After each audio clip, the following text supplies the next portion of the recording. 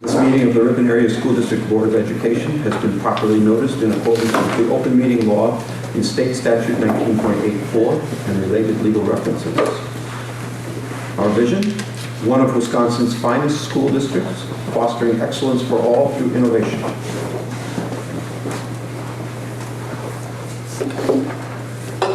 Any written comments? No, we do not. Anybody signed up to speak? Don't believe so, but let me just double check. No one signed up. Any objections to the order of the agenda as presented? Seeing none, we will simply accept it and move on to announcement contributions to the district. Absolutely, and we have quite a few this evening. First, we had a number of donations made to our Ripon Robotics Club, and the donations ranged anywhere from $250 up to $15,000. Those donations came from Home and Ford, Modern Overhead Door, Drexel, Alliance Laundry Systems, Alliant Energy, Mercury Marine, United Steelworkers Local 1327, Hunters Farm, LLC, and Walsworth. We had a fourth payment of $20,000 pledge to the Ingalls Field Group in the amount of $2,500 from Fortified Bank. And we had a number of donations that came from area businesses to the Ripon Boys Basketball Club, and these donations ranged again from about $500 up to $3,000. So the Ripon Backboard Club, Custom Anything, North Central Construction Corporation, Falash Construction, MSI Express, Ultimate Auto Body and Towing, Wisconsin Reclamation Project, Garrett Jennings, Cliffs Tire and Battery, Accurate Control, Spalding Chiropractic, Elaine Vandervelde, and Fortified Bank. And next we had a number of donations. These are all over $250 that were made to our Ripon Education Foundation as part of the Ripon Roar. And they were our 2023-24 Game Changers and lead donors. Alliant Laundry Systems, Quality Control Services, Diedrich Jewelry, Hillside Dental, Home and Ford, Condon Oil, Casual, Living Outfitters, Patina V, Yeoman and Edinger Chiropractic, Our Savior's Church, Ripon High School reunion classes of 1973 and 1988, Lois Quinney, Sean and Carissa Karsten, Lauren and Deanna Boone, Bill Bunsby, Andy and Jean Mike, Janet Crook, Alice and Emily Miner, Lynn and Tom McCarthy, Bill and Judy Neal, Cindy and Flip Cody, Paul Schultz, Candy Fitzwater, Gary and Cynthia Byers, Gary Rodman and Colleen Byron, Arlo and Diane Retcher, Gary and Cynthia Berger, Betsy Blazik, Jeff Henry, Russ Salzer, Nancy Van Dieter, Mary and Tyler Whitrock, Dale Baird, Betsy Heffernan, Tim and Mary Like, and Steve Yeoman. So I have a new appreciation for our assistant principal who announces all of those names at graduation. But thank you, we are so excited. It's been really amazing. It was a wonderful Roars campaign. And we're excited for our contributions to Ingalls Field, robotics, and the basketball. Very nice. And I don't see a student representative here. Correct, they did email me and they had obligations with basketball tonight. Fair enough.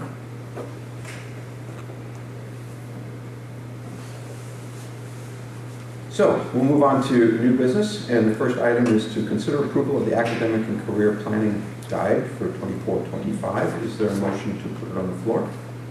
So moved. Second. Denise and Lori.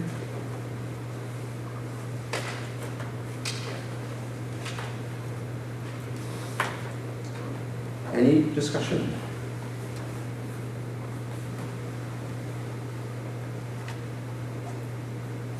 Seeing none, I will ask for a vote.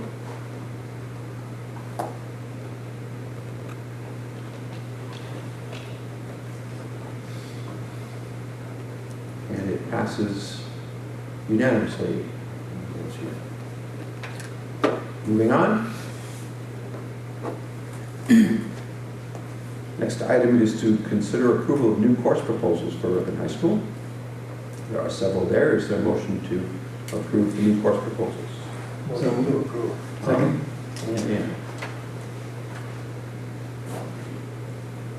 And any discussion?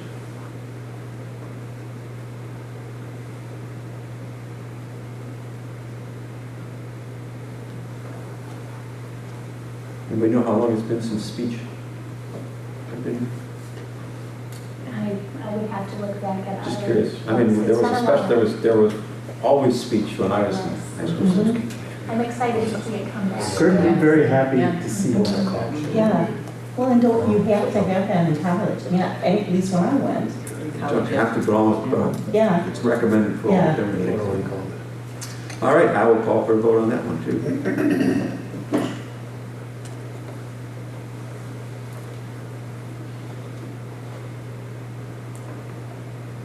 And that also passes.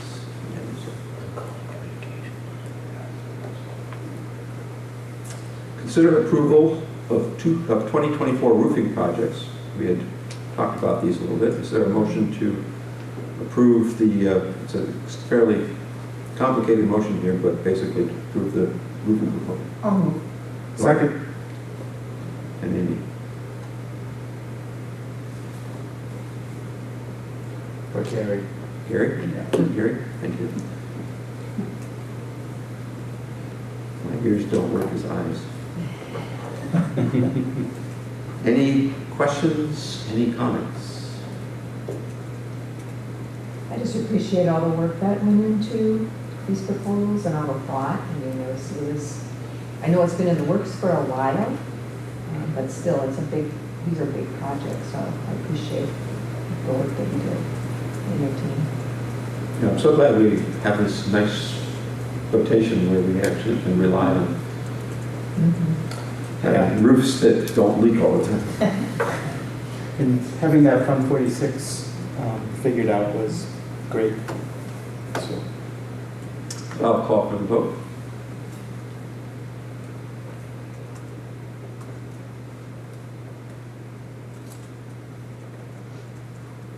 And it passes also unanimously. Is there any item on the consent agenda that anyone needs to have removed or would like to have removed?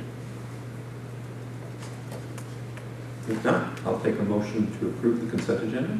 So moved. Thank you, Betsy. Is there a second? Second, please. Denise?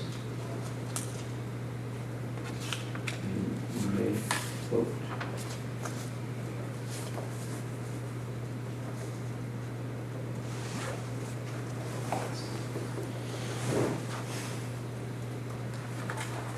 And the consent agenda passes unanimously.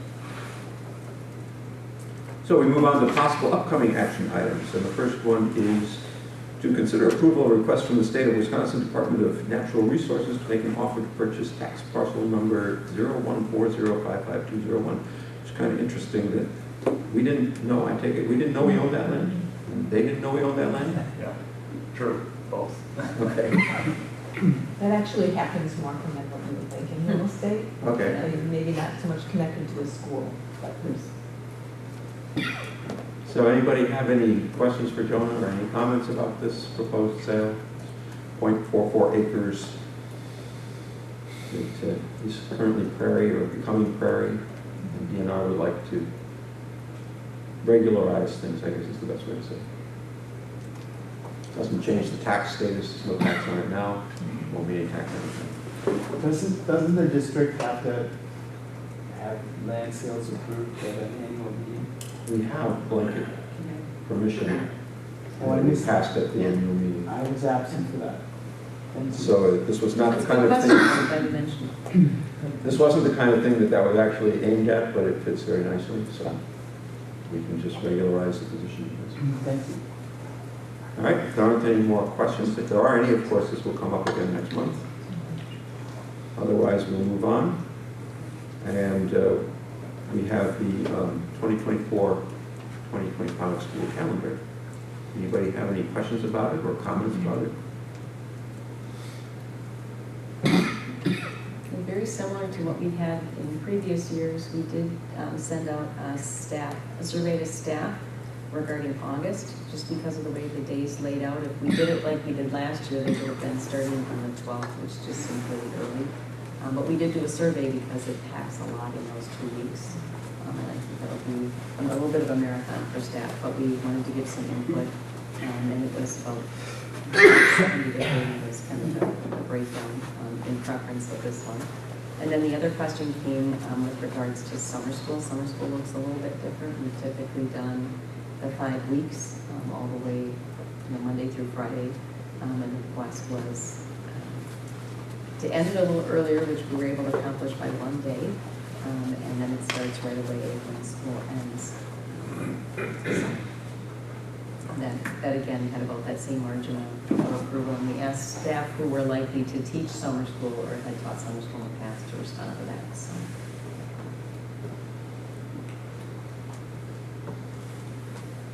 All right. So again, if you come up with questions between now and next month, ask them. GT math credit recommendation. So some students are taking geometry in the middle school, and the proposal is that they should get a credit for that towards their high school math requirement. Is that towards the math requirement and towards graduation? Yes. I just have a question. As I was reading through it, and it's been a day or so, but I'm not against giving them the credit because they've earned it. They've met all the criteria just like a high schooler would. My concern comes with if they decide at some point after their sophomore year not to take math, there's a big gap if they go to college. And so I think, because I saw that.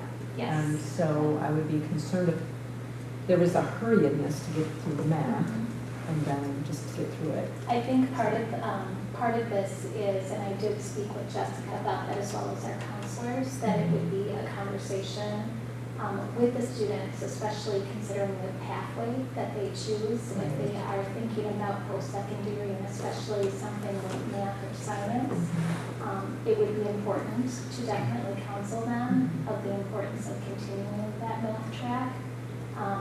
Many of the students, and there aren't really that many students who are in geometry in 8th grade already, many of those students do end up taking college classes through the ECCP program.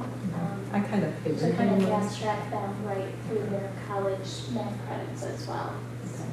I'm glad they're getting counsel. Can you tell us how many students are this year? 3, okay. Oh, that's right. You're welcome. Yeah, that group is pretty small. We have a larger group who is taking algebra in 8th grade, but our recommendation would not be for those students to get the math credit at this point. So they would retake algebra then again in high school?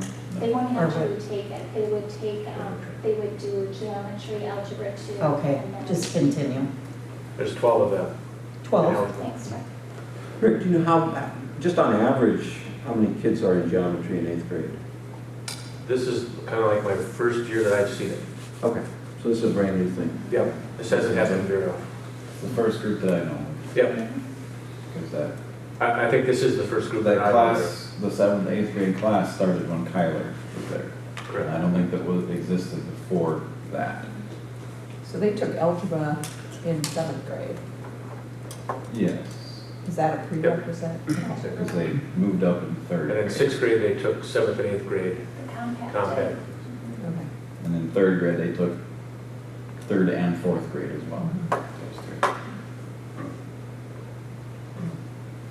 Any other questions? All right. Can't remember what the next thing is. Out of future action items and into superintendent reports. We did have one legislative update just that we wanted to share regarding closed session meeting minutes. And Jolene actually was the one kind of to bring it to our attention that really closed session minutes should be approved in closed session, so that if there's any changes to the minutes or discussion regarding that, that there would be an opportunity in closed session to to fix those with those who actually, which makes sense. And so there's not really a rush to do that. It could at least just be in the next closed session. So if we ever had a month where we didn't have it, it would just come the next one and then we'd be close to this one. And we'd like to start that practice. The other one is that any committee minutes should be approved by the committee before they come forward. To move forward, I think, in terms of like policy, it's pretty straightforward in terms of just the minutes. So I think that one's fine moving forward. But if we would have a larger committee or group, that might be something that we want to consider as well. Okay, makes sense. Anything to add to that, Julie? Nope, I think that's it. Okay. Thank you.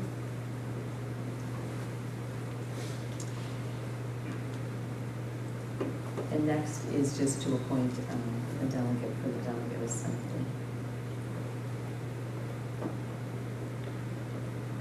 So where are we?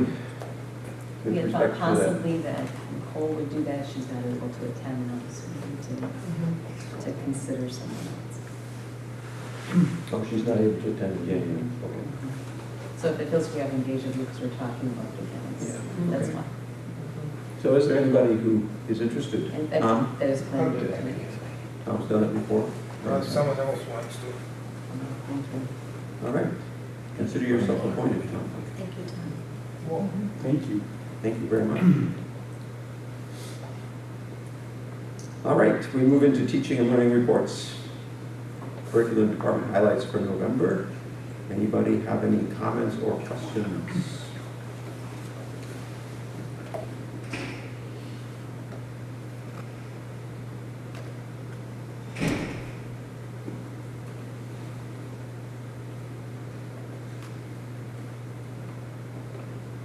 Okay.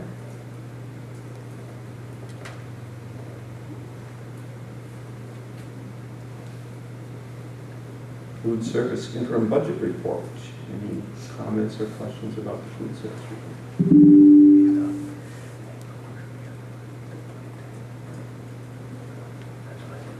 All right. We'll move on to the general fund interim budget report. Any questions or comments about the interim budget report?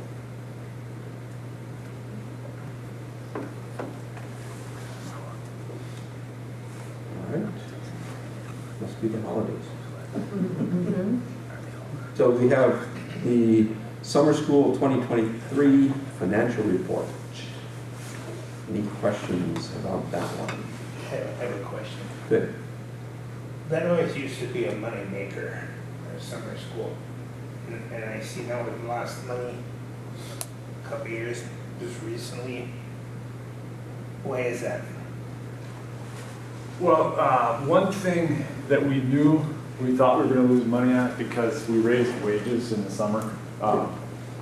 So we raised the teaching wage to $35 an hour, and we knew that that was going to have an impact on it financially. All of our other staff, our hourly staff, have received, steady increases over time too. And the other thing is, we're trying to expand summer school as much as we can, just because of the academic benefits of it. And I think the cost for the benefits is actually pretty minimal. But you're right that it used to pay for itself and now it doesn't. But I'm just saying that we think that the academic benefits outweigh the cost of running it. So.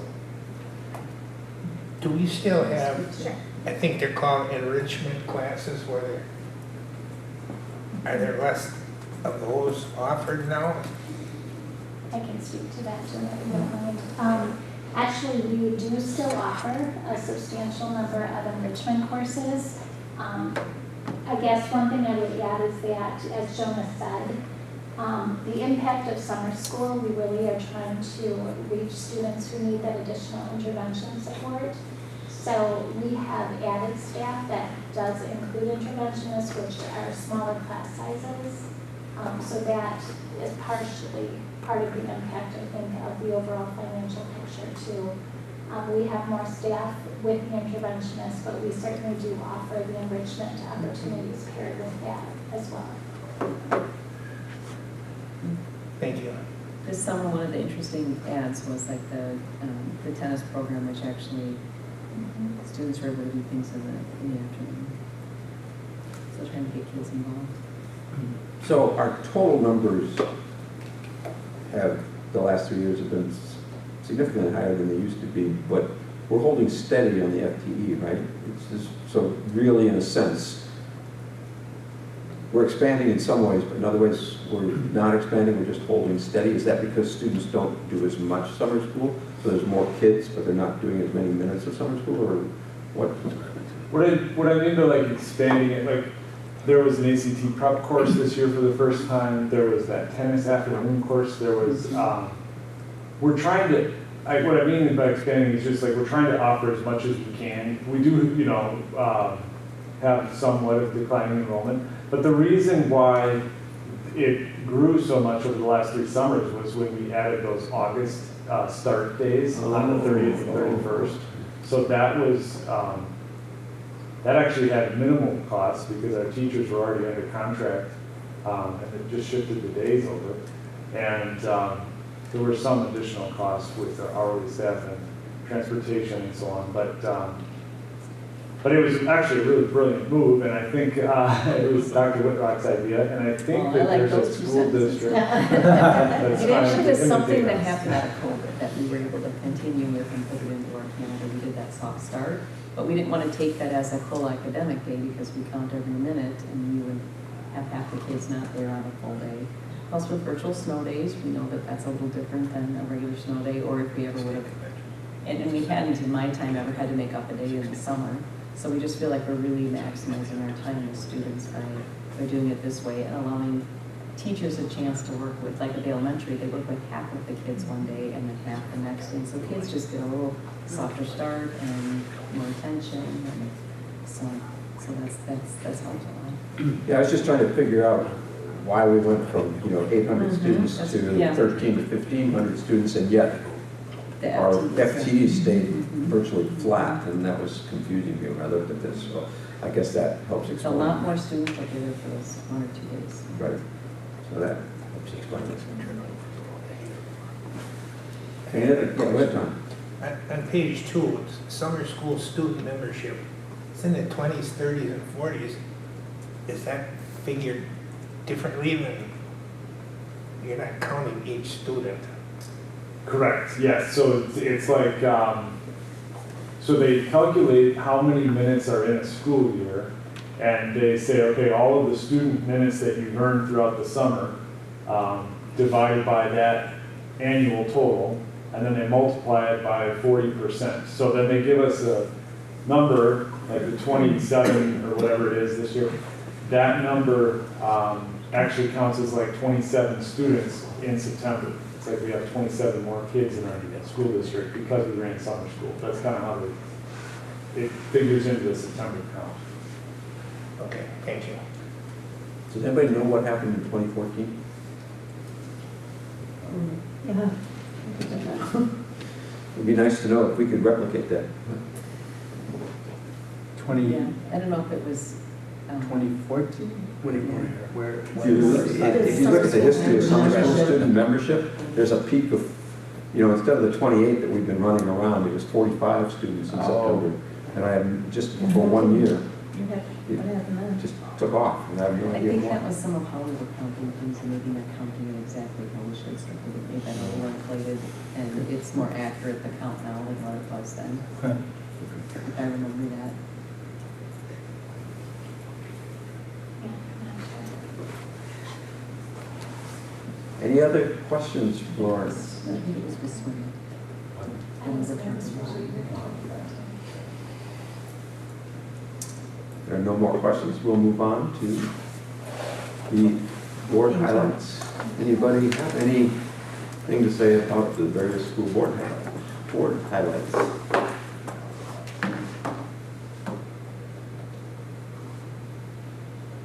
I just have to reiterate that I appreciate getting them, because I know it takes some work to do it, and I don't want you to think that I don't appreciate it, but I do. So- Right, that's what I was going to say, if nobody else said it. Well, See windows I mean, into really, the building. I know Yeah. it takes some That's- work to pull it together, and I do read them really thoroughly. But Mary, that's I never nice. have questions about it. Yeah. Mary, that's a nice way of saying it too, windows into to what's going on in the buildings, it's nice. And it's nice for our community that are able to tap into the board Mhm. to see that too. And a good historical document to see what school looks like. When do we start recruiting a volleyball coach? Right, because don't we need a volleyball coach now? I think that was probably our restart. Good. Excellent. Yes, I've seen pictures of Tracy, when she's doing that historical record. Yes, it's quite a record. All right, then I will take a motion to adjourn to executive session. Second.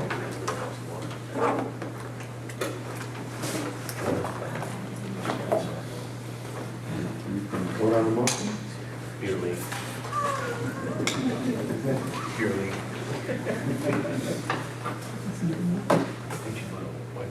No. All right, everyone else is welcome to leave us. Happy Thanksgiving. Happy Thanksgiving to all of you.